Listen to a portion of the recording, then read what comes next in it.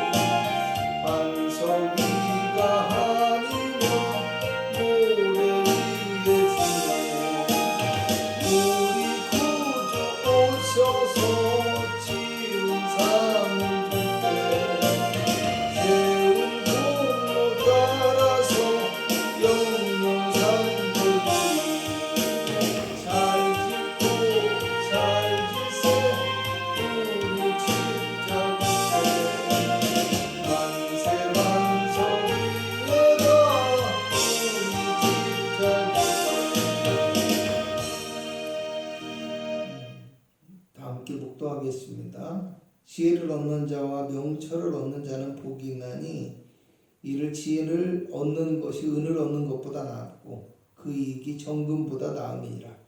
지혜는 진주보다 귀하니 내가 사모하는 모든 것으로도 이에 비교할 수 없도다. 그의 오른손에는 장수가 있고 그의 왼손에는 부귀가 있나니 그 길은 즐거운 길이요 그의 지름길은 다 평강이니라. 내 아들아, 완전한 지혜와 근신을 지키고 이것들이 내 눈앞에서 떠나지 말게 하라. 대저 여호와는 내가 의지할 이시니라. 내 발을 지켜 걸리지 않게 하시리라. 아멘. 신앙 고백 드리겠습니다.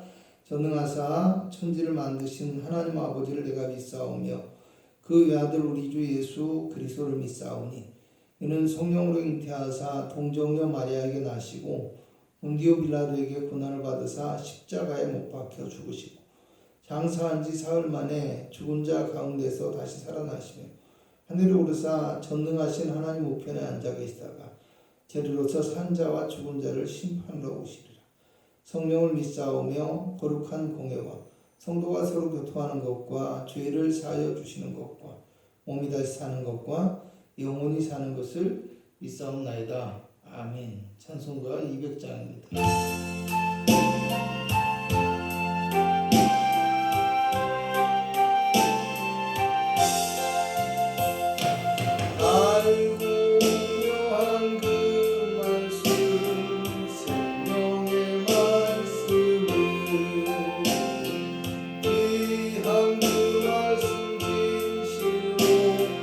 생명의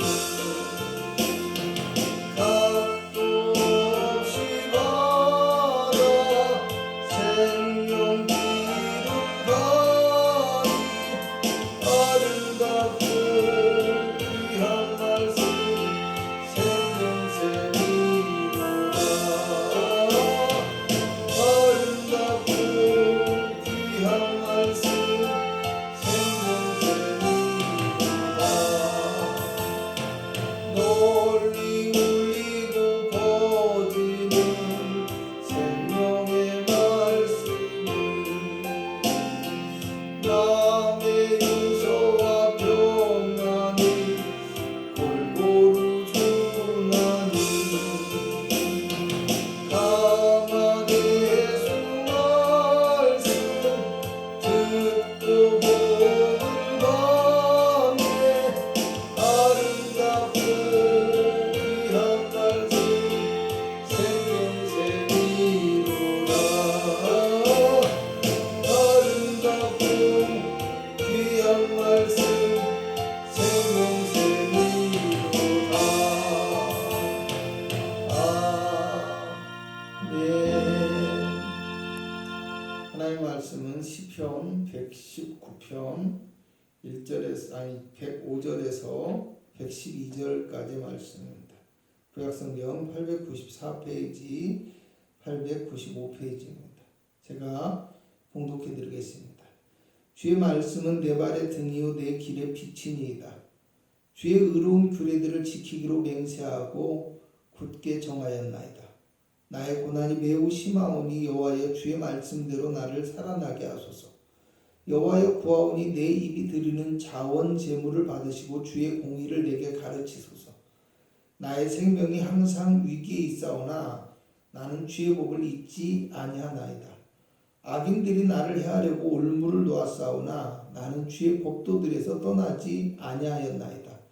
주의 증거들로 내가 영원히 나의 기업을 삼았사오니 이는 내 마음의 즐거움이 됨이니이다. 내가 주의 율례들을 영원히 행하려고 내 마음을 기울였나이다. 아멘.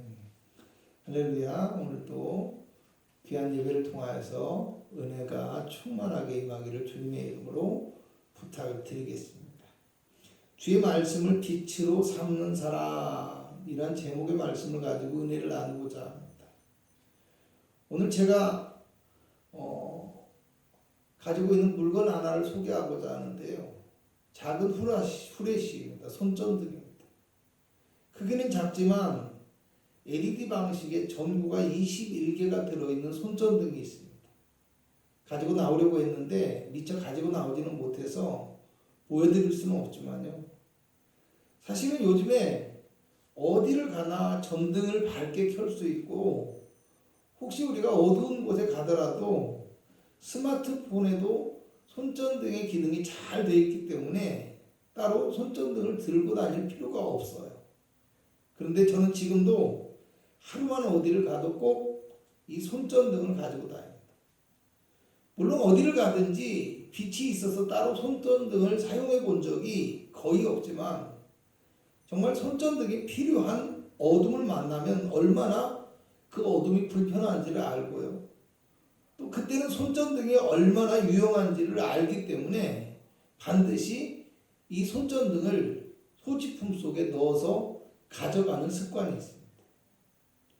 여러분 왜 제가 이 손전등에 대해서 이렇게 집착한다고 생각합니까? 먼저는 어려서 시골에 살았기 때문에 그때는 전기도 들어오지 않았고요.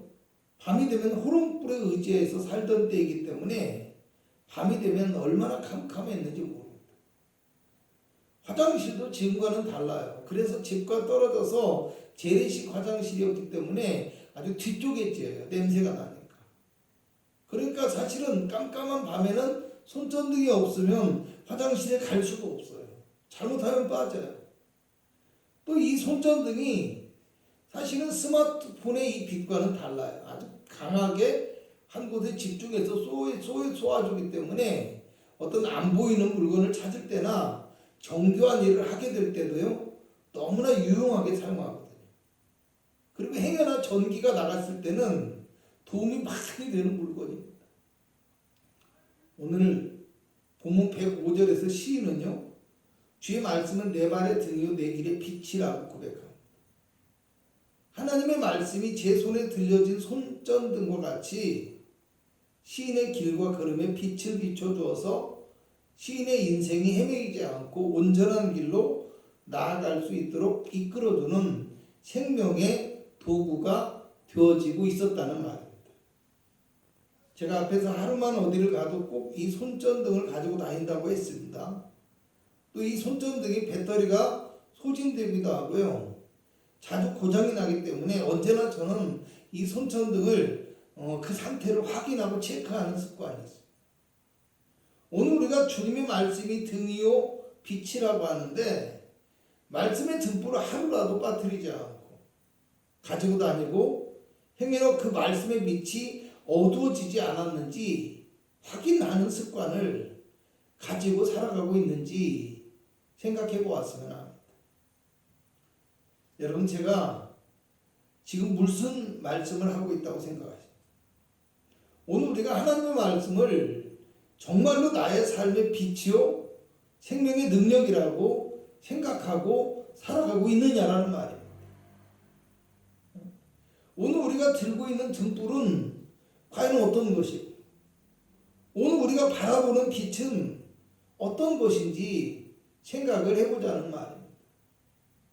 다 그런 것은 아니지만 어떤 성도는요, 주일날 예배 한번 드리고 목사님 말씀 듣고 그리고 나면 신앙생활 다 한 것이다 라고 생각하는 사람도 있을 것입니다.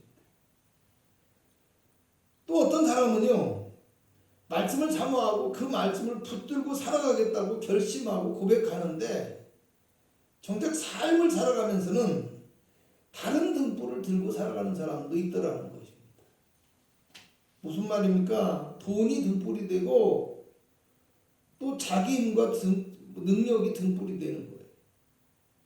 가족이나 형제가 자기가 바라보는 삶의 빛이 되어지고요.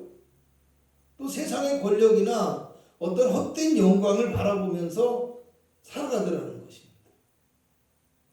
물론 그리스도인들이요, 돈도 벌지 말고 출세도 하지 말고 또 가진 거 다 나눠주고 자기 이익이나 뭐 남기는 것 없이 장사하면서 무조건 양보하고 세상의 것과는 담을 쌓고 살아라, 이런 말은 결코 아닙니다.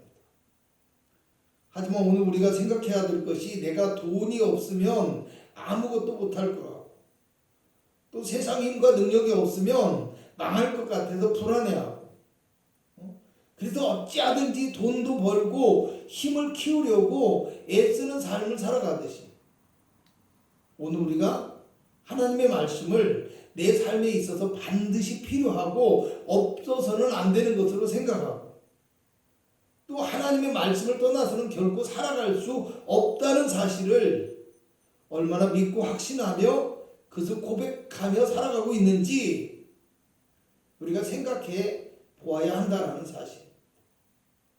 우리의 마음에, 우리의 손에 지금 어떤 등불이 들려있고 또 우리의 눈이 어떤 빛을 바라보고 있는지 생각해 볼 수 있어야 한다는 말입니다. 여러분, 등불의 기능은요, 길을 비춰주고 장애물을 피할 수 있도록 발걸음을 인도해주는 기능을 가지고 있습니다. 또 이 빛의 기능은요, 마치 등대와 같이 어디로 가야 할지를 보여주고 있는 기능을 하고 있습니다. 잠언서 6장 23절에는 대저 명령은 등불이요 법은 빛이요 훈계의 책망은 곧 생명의 길이라, 이렇게 말씀합니다. 오늘 우리는 하나님의 말씀이 우리의 삶의 등불과 빛이 되어서 우리의 삶의 길과 방향을 비춰주는 생명의 능력임을 깨달아 알아야 한다는 말입니다. 또한 우리의 구원자가 되시는 예수님의 십자가는요, 마치 길을 인도하는 이정표와 같이 우리가 무엇을 하며 또 어디로 가야 할지를 보여주는 생명의 길이 된다라는 것을 기억하시기 바랍니다. 요한복음 1장 9절에는 예수님을 가리켜서 참 빛, 곧 세상에 와서 각 사람에게 비추는 빛이라고 말씀합니다. 또 1장 14절에는 말씀이 육신이 되어 우리 가운데 거하심에 우리가 그의 영광을 보니 아버지의 독생자의 영광이요 은혜와 진리가 충만하더라, 이렇게 말씀합니다. 말씀이 육신이 되어서 우리 가운데 오신 예수님께서 세상을 비추는 참된 빛이 되시고 우리의 길을 인도하는 생명의 등불이라는 말입니다. 그렇다면 오늘 시인의 주의 말씀은 내 발의 등이요 내 길의 빛이라는 이 고백의 말씀은 어떤 의미를 가지고 있는 것일까요? 가장 먼저 알아야 될 것은요, 이 고백의 말씀은 주의 말씀을 지키기로 결단하는 것을 의미한다는 것입니다. 오늘 말씀의 제목이 주의 말씀을 빛으로 삼는 사람. 여러분, 주의 말씀이 아무리 우리의 길을 비추고 우리의 삶의 방향을 보여준다고 하더라도 그것을 빛으로 삼고 살아가지 않는 사람, 곧 그 말씀에 순종하지 않는 사람은요, 온전한 길을 갈 수 없고 온전한 하나님의 축복을 받아 누릴 수 없다는 것을 알아야 됩니다. 여러분, 출애굽기를 보면 이스라엘 백성들이 애굽을 나와서 광야의 길을 가는데 하나님께서 구름 기둥과 불 기둥으로 인도해 주셨다고 합니다.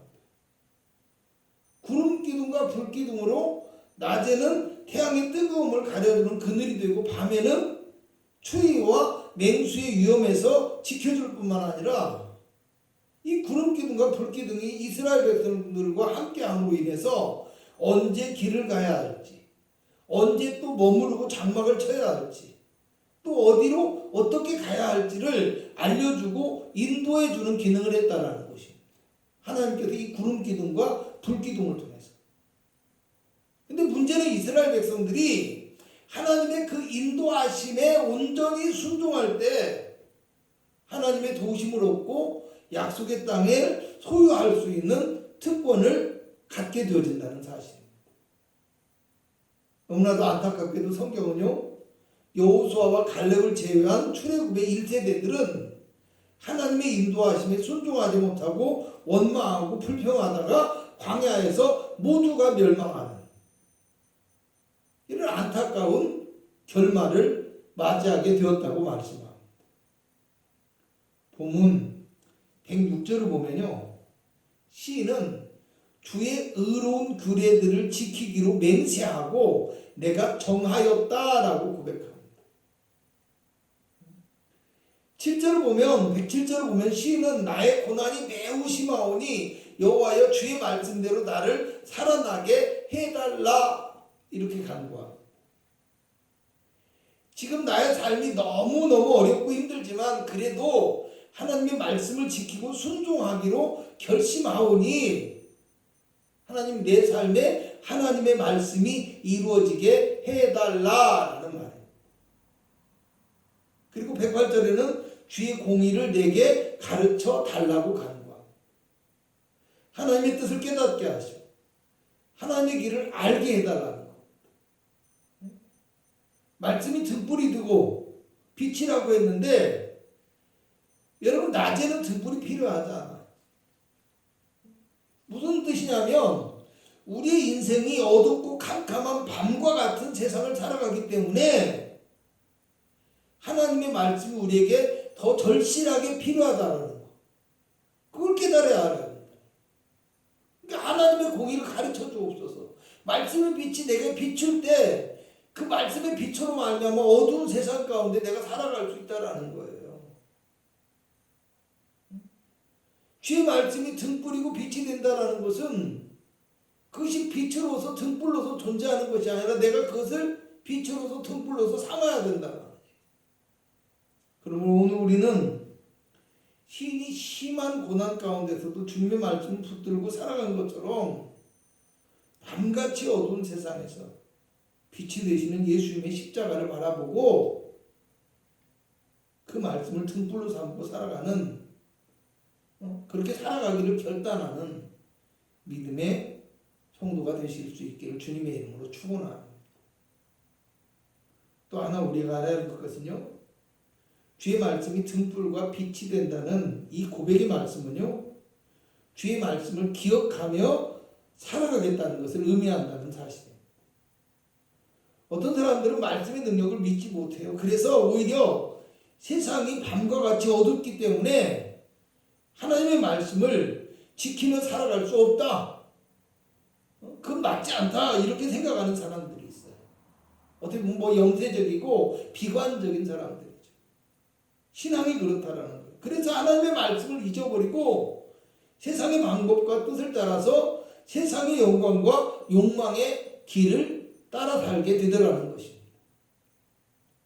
그러나 오늘 109절의 시인은요, 나의 생명이 항상 위기에 있사오나 나는 주의 법을 잊지 아니하나이다 라고 고백합니다. 또 110절에 악인들이 나를 해하려고 올무를 놓았사오나 나는 주의 법도들에서 떠나지 아니하였다 라고 고백합니다.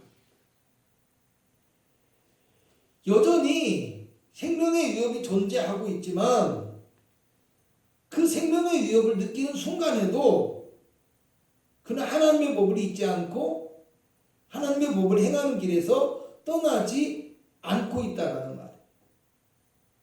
오히려 시인은 111절에 하나님의 말씀을 자신의 영원한 기업으로 삼고 이것을 즐거움으로 여긴다고 고백합니다. 여러분, 오늘 우리의 신앙도 이와 같아야 한다라고 생각합니다. 믿음으로 주님을 따르며 살아갈 때 당장의 삶이 변화되고 축복된 길로 나아갈 수도 있지만 때로는 그렇지 않거나 또 오늘 시편의 기자의 상황처럼 오히려 원수들이 올무를 놓아서 나를 괴롭게 할 수도 있고 또 여러 가지 어려움에 여전히 노출될 수도 있다는. 그렇지만 그럼에도 불구하고 하나님의 말씀을 따라서 살아가는 그것이 삶의 기쁨과 즐거움이 되고 하나님의 말씀이 소망이 되며 주님 때문에 감사하며 살아갈 수 있어야 한다는 것을 기억하시기 바랍니다.